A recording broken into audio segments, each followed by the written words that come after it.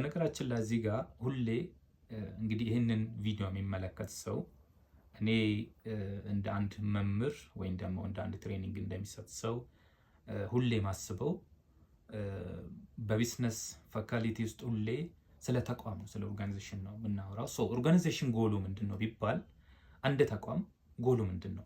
በነገራችን ላይ ፋይናንሻል ማኔጅመንት ከኦርጋናይዜሽን ውስጥ አንዷ ዊንግ ናት። ተቋም አለ፣ አንድ ዊንግ የፋይናንሻል ማኔጅመንት ወይም ደግሞ ፋይናንስ የምትባል ክፍል ናት።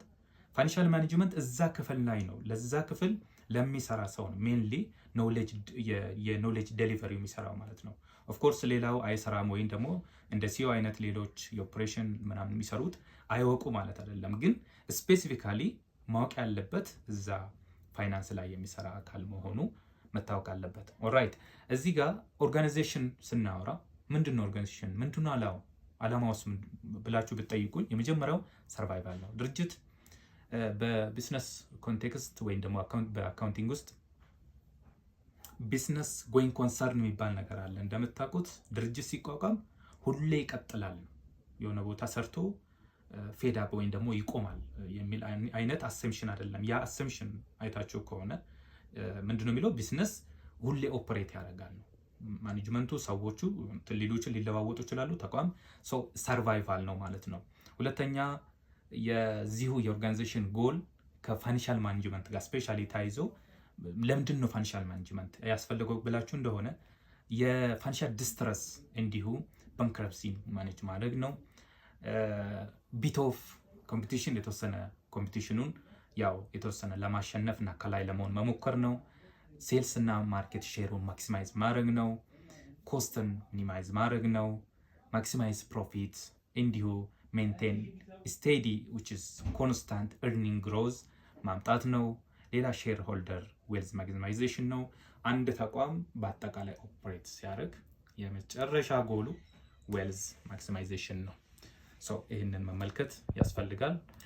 እሺ፣ ከዚህ ከጎል ኦፍ ፊርም ጋር ታይዘው አንድ በተጨማሪ ላነሳላችሁ የምወደው ነገር የፕሮፊት ማክሲማይዜሽን እና የዌልዝ ማክሲማይዜሽን እንግዲህ የአንድ ፋይናንሻል ማኔጀር የሆነ ሰው ወይም ደግሞ እንዳጠቃላይ የተቋሙን የሚመሩ ሰዎች የመጀመሪያው ጎላቸው እሱ ነው።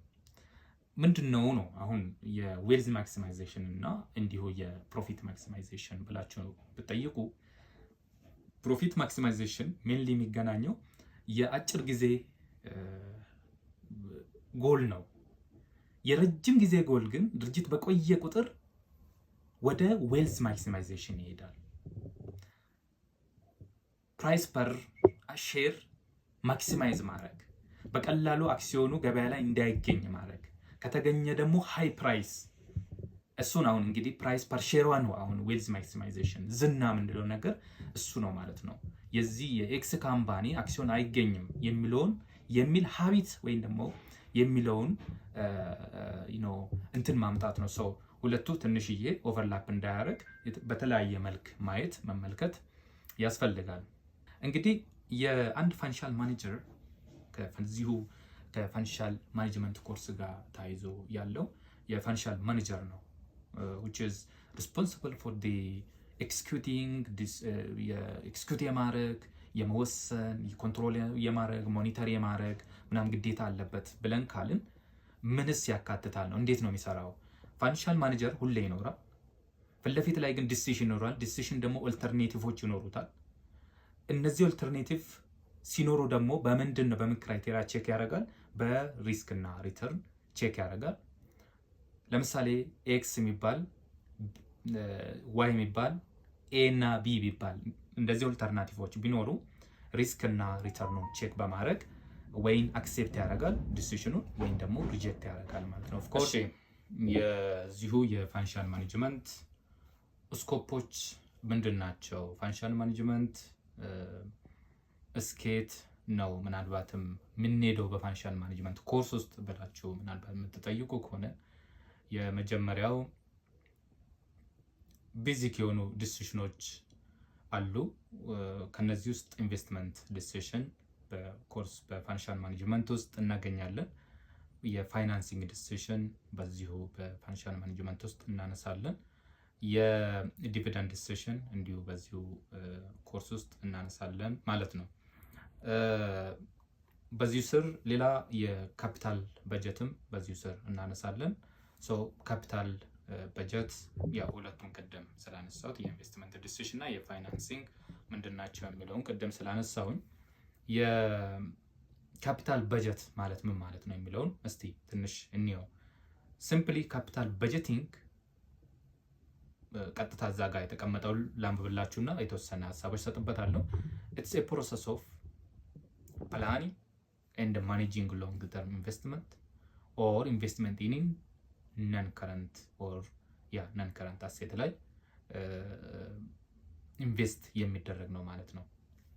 ሂደት ነው፣ እቅድ እንዲሁም ማኔጅ ማድረግ ሞኒተር እና ፕላን ማድረግ ምኑን ካላችሁን የሎንግ ተርም ኢንቨስትመንቱ ምን ይባላል? ካፒታል በጀቲንግ ይባላል ማለት ነው። እንዲሁ ካፒታል በጀቲንግ ኢትስ ሲምፕሊ ዲሲዥን ቱ ኢንቨስት ኢን ታንጀብል ኦር ኢንታንጀብል አሴት ዊች ኢዝ ሰርቭ ፎር ሎንግ ተርም ኦፍ ፎር ሎንግ ፒሪድ ኦፍ ታይም ማለት ነው። ረጅም ጊዜ የሚያገለግል ላይ ምናልባት ኢንቨስት የሚደረግ ዲሲዥን እና ማኔጂንግ ያካትታል።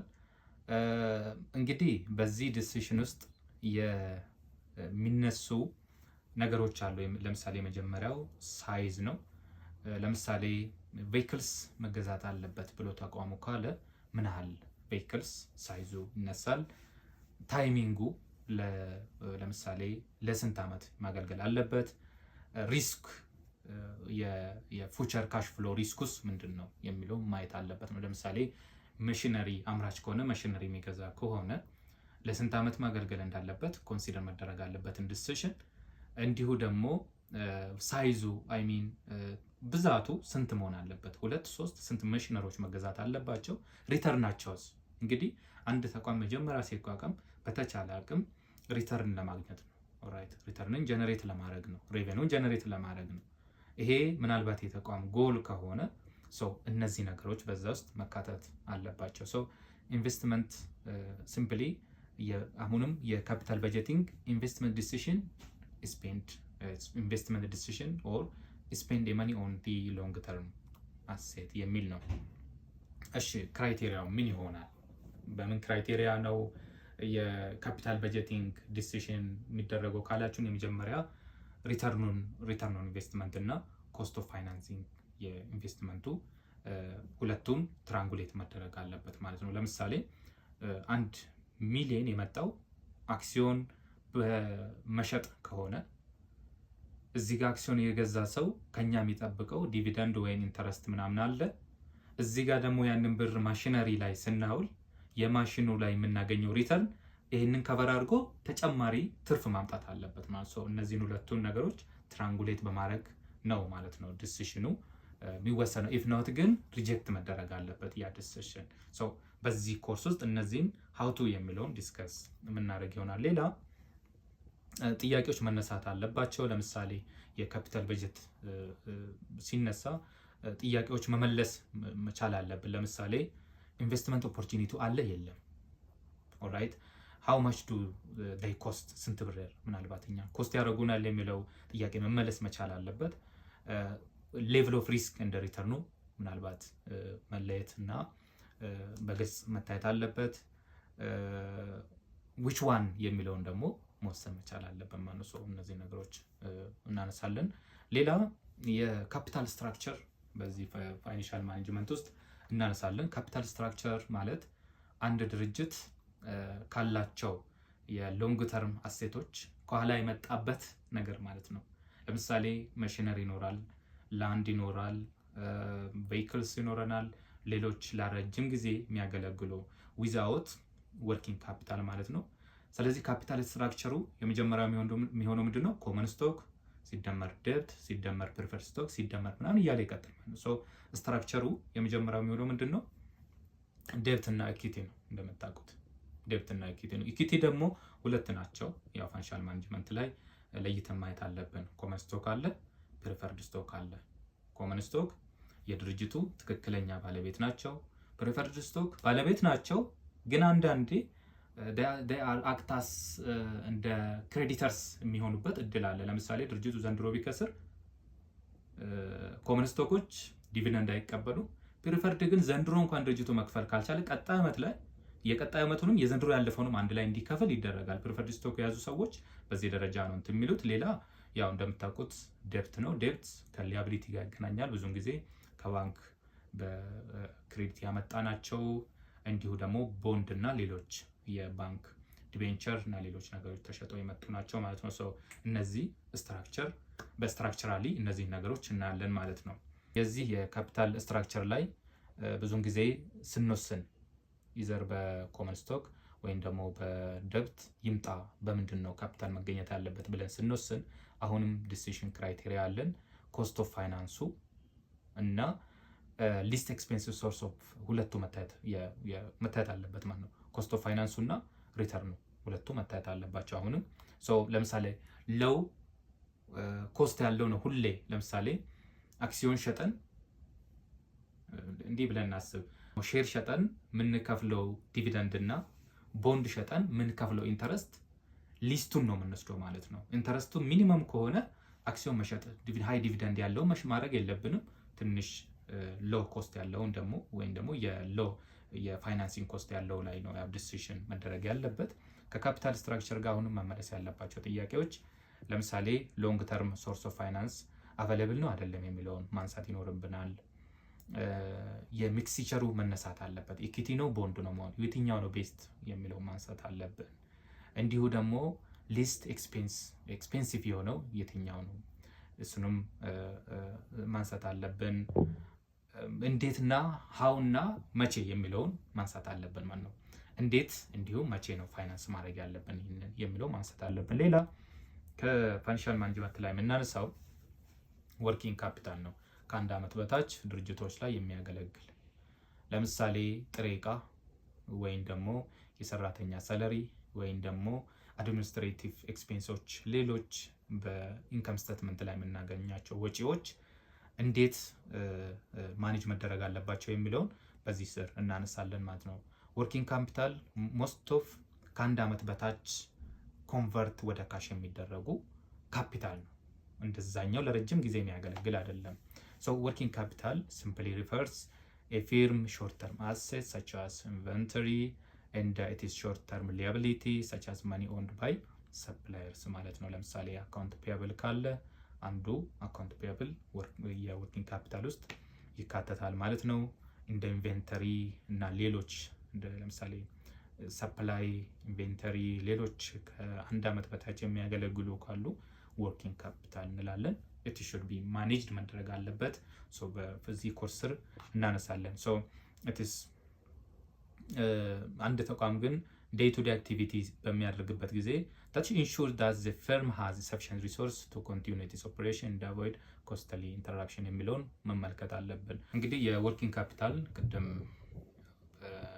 ተነሱ ላይ የዲሲሽን ክራይቴሪያ ያስፈልጋል። ይህም የኢምፓክት ኦን ሊኩዲቲ ቨርሰስ የፕሮፊታቢሊቲው መታየት አለበት ማለት ነው።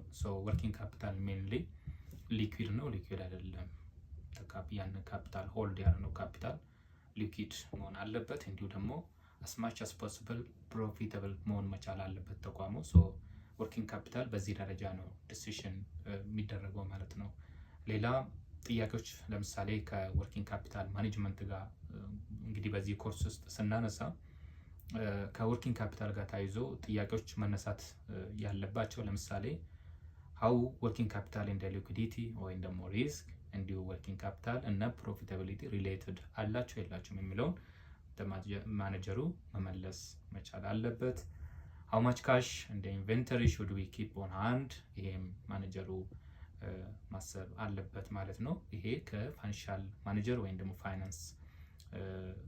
ፋይናንስ ክፍልን ማኔጅ የሚያደርጉ ሰዎች ይሄን ነገር መመለስ መቻል አለባቸው።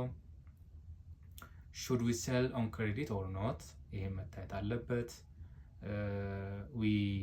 how will you obtain any needed ምናልባት short term financing የሚለውን ማየት መቻል አለባቸው። እንግዲህ የአጭር ጊዜ ብድር ማግኘት አለብን የለብንም? ካለስ እንዴት የሚለው ለምሳሌ በዕዳ መግዛት ሌላኛው መፍትሄ ነው ማለት ነው። ሶ ፐርቼዚንግ ኢን ክሬዲት የምንለው በዚህ ውስጥ እናካታለን።